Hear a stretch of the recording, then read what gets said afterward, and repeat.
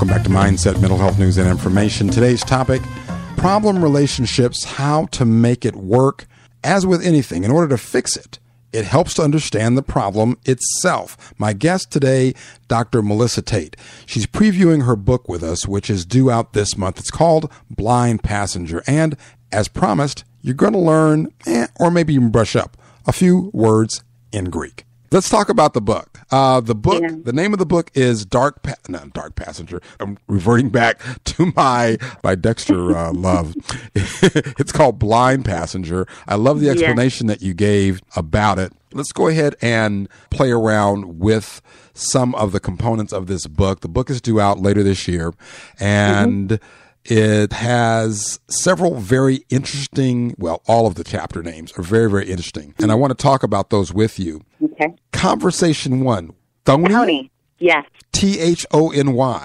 Thony. Each chapter or each conversation is based off of a Greek derivative of a certain characteristic of a Greek character. And Tony is a modern derivative of the word thonis, which is a term that's been used in ancient writings to describe envy.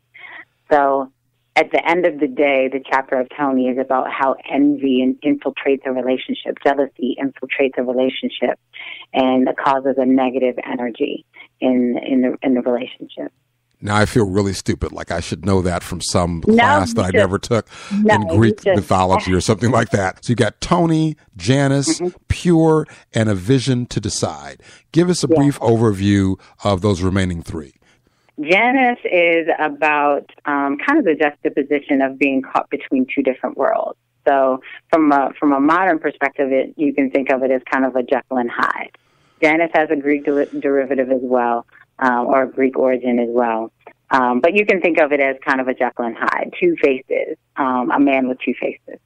Pure, the easiest way to think of it is the Peter Pan complex. So the man that never grew up. He still has very immature ways and was very stuck. So pure you can think of just as the Peter Pan complex. But I don't want to grow up. I'm kind of stuck in an earlier mindset. And even though you are chronologically growing older, developmentally growing older, your mindset is still very immature. So then the fourth one is a vision to decide. Yes, a vision to decide is kind of the I want to say the more therapeutic chapter, so to speak, the one that kind of talks about putting everything in perspective. You've been in this emotional roller coaster. You've been in this unhealthy relationship. What are the things that I need to know and recognize about being in that relationship, and what do I do about it? I've never quite seen a book organized this way. I love the way that it seems very, very intriguing and easy to access that you organize it in the chapters in these groupings. How did you get there? How did you get to this format? So I had three personal stories. They're snapshots. So the book is really a journey of transparency. It's about using my own personal experiences in some unstable relationships and using those, a quick snapshot, a quick memoir of this relationship as an opportunity to build a conversation about, the issue at hand. So whether it was domestic violence or whether it was alcoholism, whether it was addiction. And so I wanted to kind of set the stage for my own transparency to have the conversation with other people, to break down the barriers of people feeling too shy to talk about it or to feel the stigma of talking about it and not acknowledging it for what it is. And so I said, I'll lead by example in that respect. So we get to learn about Dr. Melissa Tate and the stuff that she went through in this book. I think in some of the things that I went through in my relationships, what I really began to realize over time was that, and that's over time as I was doing counseling with people, is that this was a more common experience than I initially recognized. I knew my story was unique. I knew some of the things that I went through were difficult.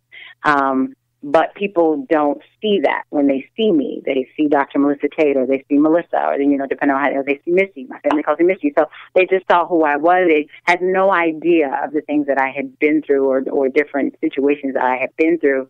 And what I felt like is, if I'm not an example of some of those relationships, then people are hiding these things all the time. or there's a significant judgment on the person that's having a hard time getting through things like that. And so even though I didn't look like what I've been through, therefore I wasn't judged per se, quote unquote judged, that some people do look like they're going through things and they are judged and people have opinions and therefore it keeps the conversation from happening. And let me read one of the sentences from the back cover of the book. I think that this sums up what you've described with respect to telling your own story. And it reads as follows: often described as easygoing, juggling it all, classy and professional single mom, you would be remiss to assume that she has always had it all. Vicariously stuck on the emotional roller coaster of her loved one's mental instability and self-medicating addictive behaviors, she has had to literally and figuratively pick herself up from some raw and shocking situations. You're walking people through that story, your story. Yeah, I walk people through a couple of different situations I've been through in my life. So it's not an autobiography in a sense, and it's not even a true memoir. It's just a snapshot of some experiences that I've had in my life. Can you give us a sample of some of the things that you've been through that brought you to this place? In a nutshell, I've had 2 failed marriages, and my relationship with my oldest brother heavily affected by addiction. So the common thread in all of that is not only me, but it is also just, again, being attached to that instability. So there's some incidents of, like I said, if you think about the title characters, there's incidents of jealousy that were enraged and, that were infused in my relationship with my first husband that led to some pretty tense situations with him. In another relationship, there was kind of a Jekyll and Hyde with functional alcoholism, and kind of what it felt like to go through that with a loved one. And then my brother, like I said, in particular, I grew up kind of witnessing his addiction and the impact it had on the relationships with my other surrounding loved ones, my mother, my father, myself, and my brother, other extended family, and just what that experience is like when you're seeing basically a mother's love, a mother being drained by her child, growing child that really can't fight the addiction, just the bleeding heart that's associated with wanting to save your child from something they really have to save themselves from. If you're just joining us, my guest is Dr. Melissa Tate. She is a therapist based in North Carolina. She is... what aren't you? I think it would be shorter to describe what you don't do.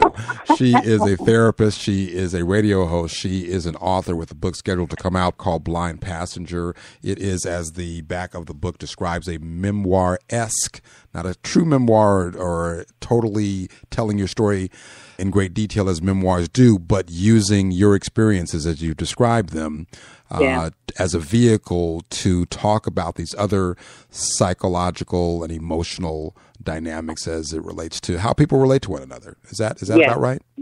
Yes, that's about right. The only other caveat that I want to make sure that people know is that after each story that I kind of talk about myself, again, the initiative is to have conversation about it. So in my peer review of sharing my book kind of through the editing phase, I had people provide me with Q&A, like questions that they would ask, whether personal or professionally, based off of the story. So there's a lot of questions about, how do you trust in a relationship after you've been betrayed? Or there's questions about codependency, and there's questions about alcoholism, functional alcoholism. What's the difference? There's questions about intimate partner violence. There's questions about, mainstream media things that have happened, like the Ray Rice situation, and what my opinion is of that. And so it talks about, it allows a platform for discussion. And that really is my initiative in putting this book out, is that, I'll tell a story, but then I want the discussion to happen afterwards where people start to maybe reveal their stories and start to identify with what I went through. When we return, Dr. Melissa Tate talks more about some examples from her own life. We're back in just a moment.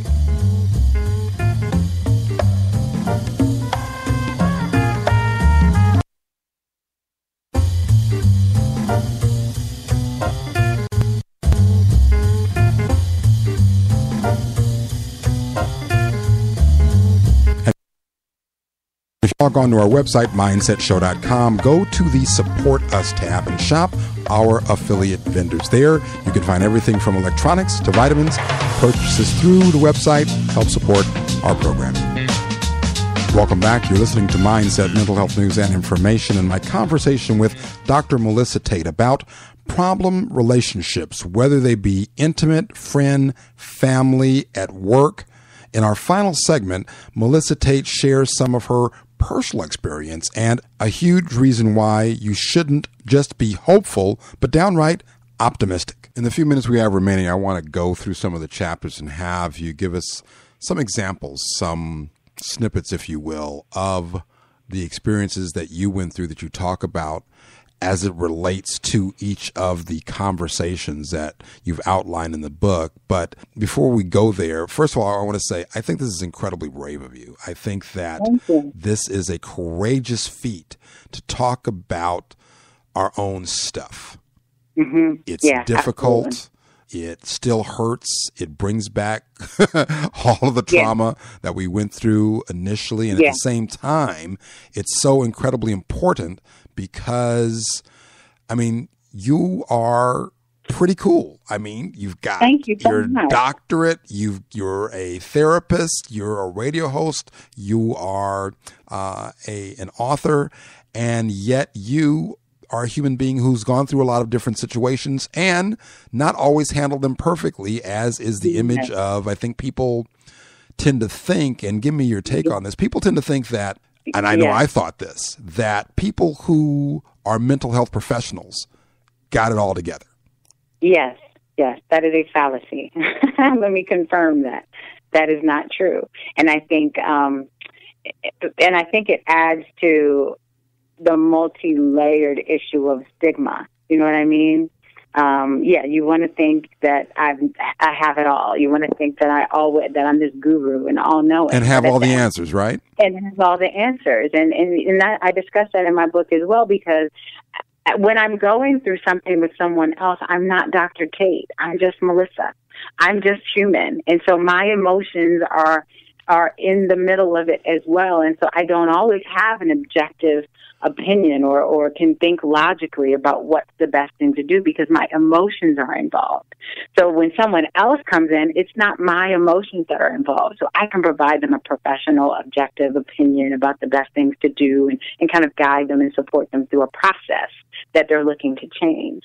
And I think that's where people, want to believe that I always have, all the right answers. I might have better answers for you than I do for myself because I really have to think even harder about what's driving my decisions, whether it's emotional or whether I need to, doctor myself or go see a doctor, you know what I mean? Whether I need therapy for myself.